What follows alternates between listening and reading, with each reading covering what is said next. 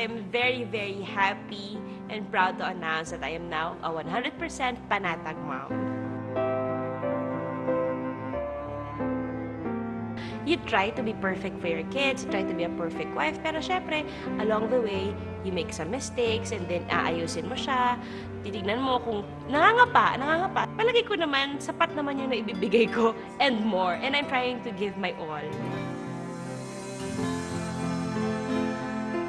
Pag bata, may isa lang yung bagay na kinakain eh. Fried chicken, or hot dog, or cheese dog, or popcorn, yung normally chichirya like siyohan, french fries, cheese dog, ganyan.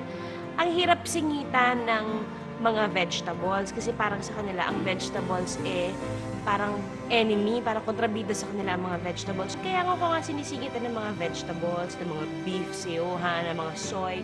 Kasi alam ko na pag puro french fries, wala namang mangyayari sa kanya. Kailangan gagawa ko ng like, spinach soup. Sabihin ko sa kanya, Shrek soup to.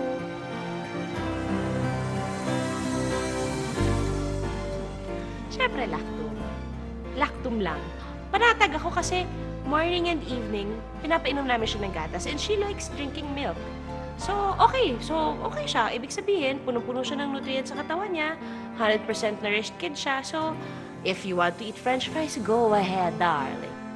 Hindi pwedeng mawala yung gatas sa sistema ni Johan eh. Kasi pag nawala na yon, mas lalo akong mahihirapan na magpasok ng nutrients sa katawan niya, di ba? Kasi ang lactum, malalaman mo na yung food pyramid dyan, tapos alam mo, nakalagay sa label niya sa likod kung ano yung mga nutrients na papasok sa loob ng sistema ng anak mo. At saka meron siyang age bracket from 3 to 6 to up to mag-aral na siya ng elementary, up to kung pwede nga lang hanggang high school yung mga anak ko, lactum ang inumin nila, bakit hindi, di ba? Isa sa dahilan kung bakit umiinom ng gatas si Johan, kasi masarap yung lactum. Nagustuhan niya. Ako kasi ayoko siyang pilitin sa isang bagay na hindi niya type. Gusto ko kung ano yung gusto niya kainin, ano yung gusto niyang inumin. Yung dahil gusto niya, hindi dahil pinipilit ko siya. Ako po para sa mga mommy rin na kagaya ko, na lalo na sa mga first-time moms, gusto ko pong malaman ninyo na sa pagkakataong ito, kung meron man akong isang bagay na pinagkakatiwalaan at pinaniniwalaan, ito pong lactum yun. So, ibibigay ko po sa inyo ang tiwalang yun at ibigay niyo rin po sana sa lactum yung tiwalang ibinigay niyo sa akin nung nag-aartista ako.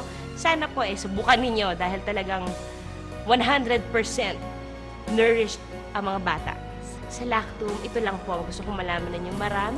Maraming salamat dahil sa inyo naging 100% panatag mama.